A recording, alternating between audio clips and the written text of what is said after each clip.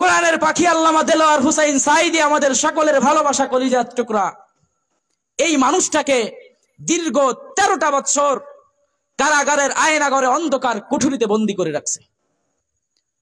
এখানেই শেষ হয় নাই, ক্ষমতার শেষ প্রান্তে এসে এই মানুষটাকে হাসপাতালে নিয়ে যখন গাড়ি থেকে বের হয়েছে, নুরানি একটি হাসি দিয়েছে।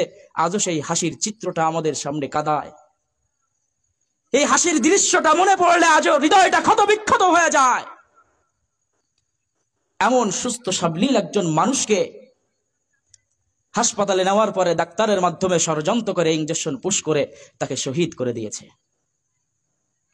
স্পষ্ট ভাষায় এই জলসা থেকে বলতে চাই, ফ্যাসিবাদের দোসররা যুগে যুগে উলামায়ে কেরামদেরকে নিশ্চিহ্ন করার জন্য, কোরআনের আওয়াজকে নিচু করার জন্য তারা চেষ্টা করেছে, তারা ব্যর্থ হয়েছে।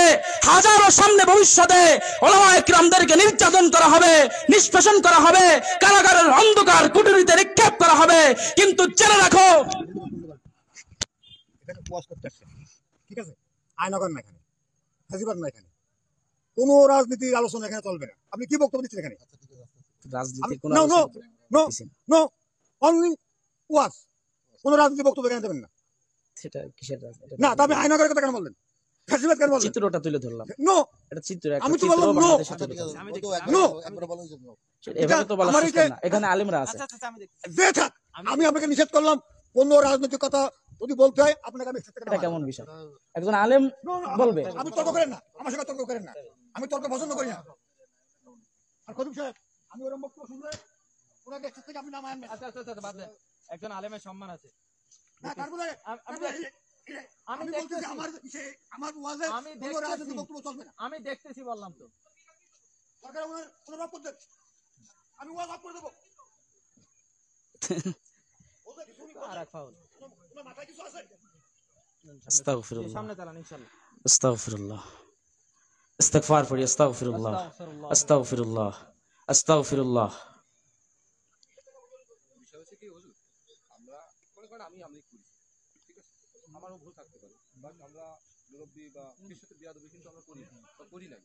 এখন এই বিষয়টা কিন্তু লাগে।